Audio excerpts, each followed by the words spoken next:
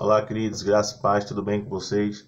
Mais uma vez nesse momento de aprendizado da palavra de Deus, onde Deus irá tratar conosco e eu creio que iremos aprender muito da parte de Deus. Hoje a nossa palavra terá um cunho um pouco mais doutrinário, terá um pouco mais com aquela cara de escola bíblica dominical e que queria parabenizar você aí que frequenta a escola bíblica dominical, a seu pastor, a sua igreja que tem investido no ensino da palavra de Deus, porque eu creio que nos últimos dias ficará cada vez mais escasso as igrejas que investem no ensino da palavra de Deus, porque a palavra de Deus ela aponta para isso, porque se não houver ensino, haverá cada vez mais falsos profetas, falsos pastores e cada vez mais será estabelecido o reino das trevas, justamente por conta de a ignorância do povo de Deus, por falta do ensino. E você vai ver que nos últimos dias as pessoas irão cada vez mais escolher pessoas que falem aquilo que elas querem ouvir, se darão as fábulas e cada vez mais será uma igreja que terá menos conhecimento, porque onde não há conhecimento, você vê que há muito facilmente um povo, uma massa de manobra, é muito facilmente manipulado aquele povo, onde não há conhecimento. Isso é em todas as áreas da vida, isso é até na parte, vamos dizer assim, no ensino também das escolas públicas, né, do nosso estado. Infelizmente, muitas vezes não se investe tanto, os políticos não investem tanto assim em ensino, e você vê que há todo um interesse, muitas vezes, infelizmente, em manter um povo na ignorância, porque justamente onde há um povo que não há conhecimento, você vai ser um povo muito facilmente manipulado. E eu vi uma postagem muito interessante do irmão meu, André, que eu conheci ele recentemente, e achei muito legal aquela postagem dele, que ele falou o seguinte, que quem lê geralmente não vai aceitar muito fácil aquilo que é imposto a ele, porque vai ser sempre uma pessoa que questiona, sempre tem conhecimento, e eu achei muito pertinente aquela mensagem. Então, queria parabenizar você e parabenizar a sua igreja. E para a gente dar início, eu queria que você abrisse sua Bíblia lá no livro de Tiago, capítulo 1. A gente vai falar um pouco sobre essa questão aí da origem do pecado, onde Deus irá tratar conosco nessa área. Tiago 1, do versículo 12 em diante, que diz assim: Bem-aventurado o homem que suporta com perseverança a provação, porque depois de ter sido provado, receberá a coroa da vida, a qual o Senhor prometeu dar aos que o amam. Ninguém, ao ser tentado, diga: sou tentado por Deus, porque Deus não pode ser tentado pelo mal, e ele mesmo a ninguém tenta. Ao contrário, cada um é tentado pela sua própria cobiça, quando esta o atrai ou seduz. Então a cobiça, depois de haver sido concebida, dá a luz ao pecado.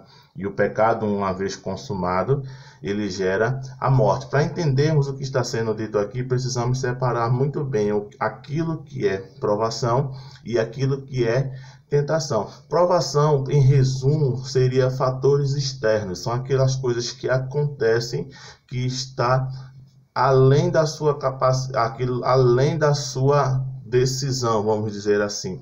Aquilo que independe de você, é aquilo que irá acontecer muitas vezes onde você não fez nada para que isso aconteça. Então, eu quero te dizer que a provação, a gente vê dizendo muito claramente aqui na Bíblia que ela vem de Deus. Entenda como a aprovação como uma prova. Você recebe toda uma carga de conteúdo teórico e você, em um momento da sua vida, você vai receber uma prova e aquela prova vai validar o tanto de conhecimento que você adquiriu. Então, trazendo para Deus, é como que se Deus estivesse cada vez mais se revelando a você, cada vez mais se revelando a você, e você vai recebendo toda uma carga, vamos dizer assim, de quem é Deus, e em algum momento da vida você vai ser provado em algumas áreas, e justamente aquela provação, ela vai evidenciar o quanto de Deus há em você. Então, para entendermos isso, a provação, ela vem de Deus, e o intuito de Deus é aprovar, como a gente leu lá no versículo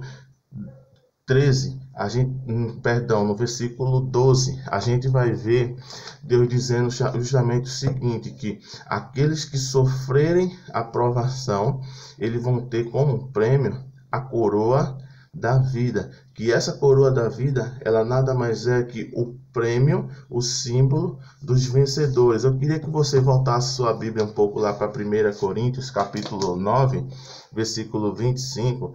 Você vai ver lá que todo atleta em tudo se domina, aqueles para alcançar uma coroa corruptível. Nós, porém, uma coroa incorruptível. Então, nós como atletas, as pessoas que são atletas, têm que se dominar em várias áreas da vida. Muitas vezes os atletas querem bater um peso na balança, então eles se dominam para não comer determinadas coisas, eles treinam mais um pouco, eles se dominam para conquistar algo. Eu posso falar isso porque essa imagem aqui atrás, aqui, você vê que tem um pouco de algumas medalhas de conquistas e tal.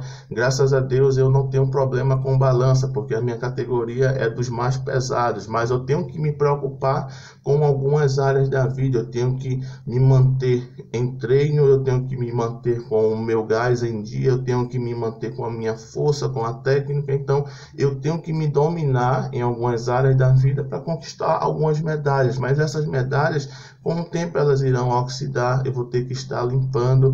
Elas podem um dia, com o tempo, até se estragar. Mas a coroa, o prêmio que está destinado àqueles que suportam com perseverança a aprovação, não. É uma coroa incorruptível. Está falando de algo que será dado para a vida eterna. Será um símbolo que vai evidenciar aqueles que suportaram as provações que virão, que passaram por elas e venceram. Então, quando você estiver sendo provado com Deus, como está dizendo no versículo 12, você tem que se ver como uma pessoa bem-aventurada. Mas o que é que muitos fazem na provação? Desistem, abandonam e muitas vezes retrocedem. Mas nós não somos daqueles que retrocedem. Nós permanecemos firmes para um alvo. E o nosso alvo é a soberana vocação. Então, isso é provação. Vou trazer um pouquinho mais para perto aqui para mim. Então, isso é a provação. A tentação não. É algo que queremos aprender hoje de Deus, que é a tentação. A tentação, ela é fatores internos. Então, do jeito que a provação ela é fatores externos que independem de mim e que vem de Deus para com o intuito de me aprovar, a tentação não. A tentação são fatores internos. Por que eu estou dizendo isso? Porque nós herdamos muitas vezes uma síndrome que eu chamo de síndrome adâmica, que é a síndrome de transferir a responsabilidade para os outros. Então, quando nós caímos em pecado, nós dizemos, eu pequei por isso, por aquilo. A gente nunca assume a nossa própria responsabilidade. Quando vemos a tentação, precisamos entender que a tentação ela é um fator interno. Volte lá para Tiago, capítulo 1, versículo 13, para a gente repetir lá. Ninguém ao ser tentado diga, sou tentado por Deus.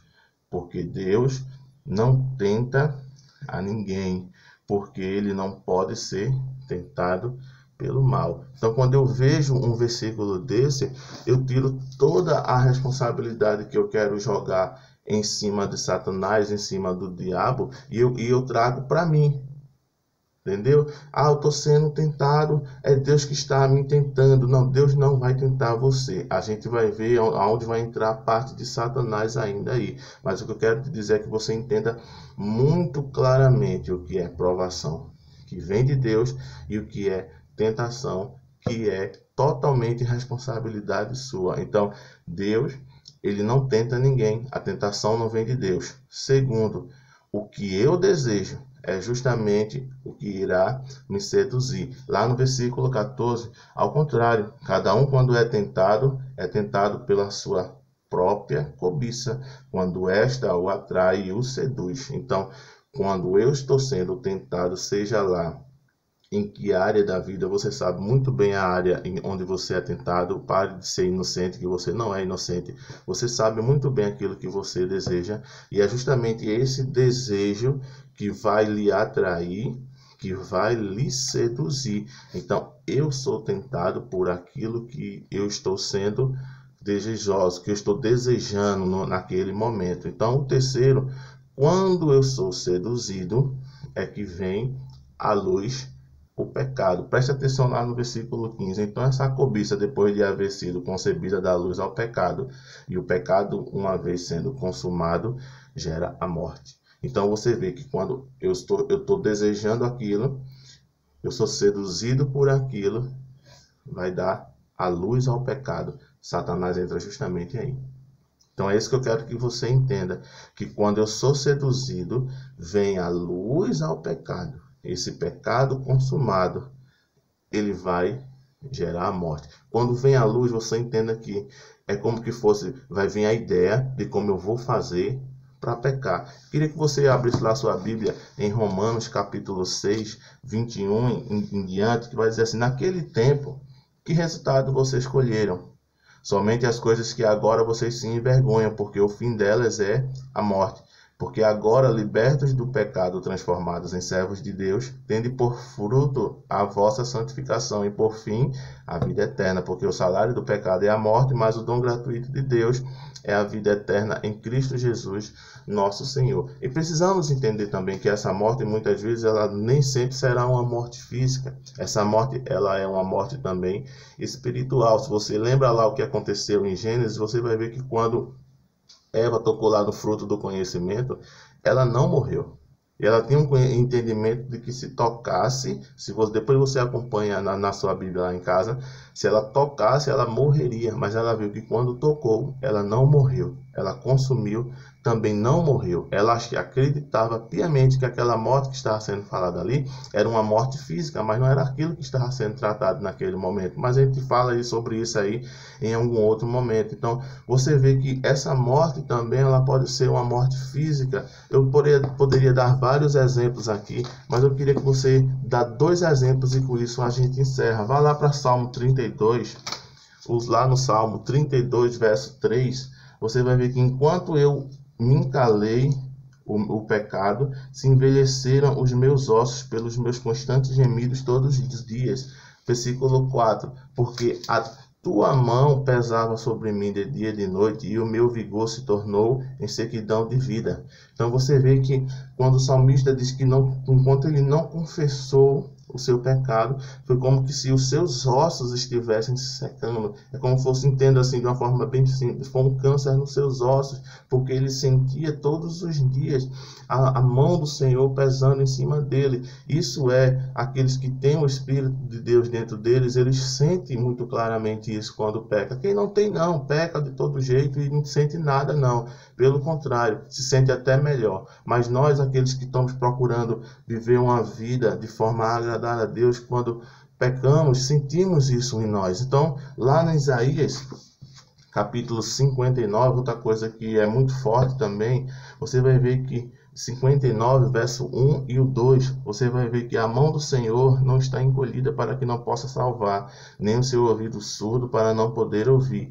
Mas as vossas iniquidades fazem separação entre vós e o vosso Deus, e os vossos pecados encobrem o seu rosto de vós, para que ele não vos ouça. Então você vê que a questão está muito mais da minha parte correr para Deus, do que em Deus estar disposto a atender. Então você vê que é feita uma barreira entre nós e Deus, e essa barreira, Deus se torna impedido de nos ouvir, vamos assim dizer, de uma forma bem simples para que você entenda.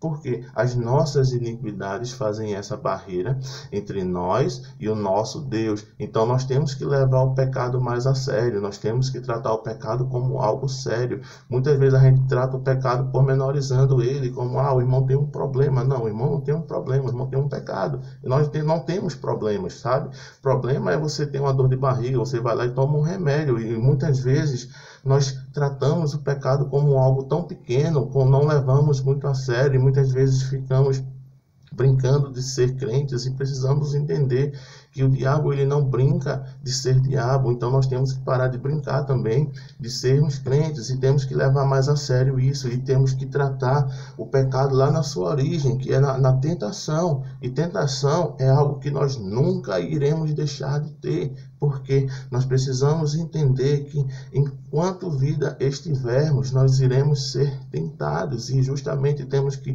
enquanto o pecado está na área da tentação, nós temos que justamente ir lá e tratar. E para encerrar, eu me lembro de uma pessoa conversando comigo que falava que tinha muita dificuldade nessa área, e como que a pessoa não tivesse buscando a Deus do jeito que estava para buscar, justamente pelo fato de estar sendo tentado. E eu disse, tentação vai ficar até a volta do nosso Senhor Jesus Cristo, seja para nos levar para Ele, ou se nós não morrermos e formos para Ele. Tentação, ela vai acompanhar-nos durante a nossa caminhada aqui, mas cabe a nós suportar, cabe a nós vencer, com a confiança que o Senhor, Ele estará sempre conosco, nos ajudando em todas as nossas fraquezas. Então, que o Senhor, nesse dia, que o Senhor nos abençoe, nos dê força e nos dê entendimento, e que naquilo que estamos sendo tentados por Deus, a gente possa vencer antes que a luz ao pecado chegue. Que quando esse momento chegar, a gente corra aos pés de Deus, e se porventura caímos, a gente possa entender que temos o Senhor como nosso ajudador, corrermos para Ele e nos arrependermos, e confiando que Deus, Ele irá nos ajudar em todas as nossas fraquezas por meio do seu Espírito Santo.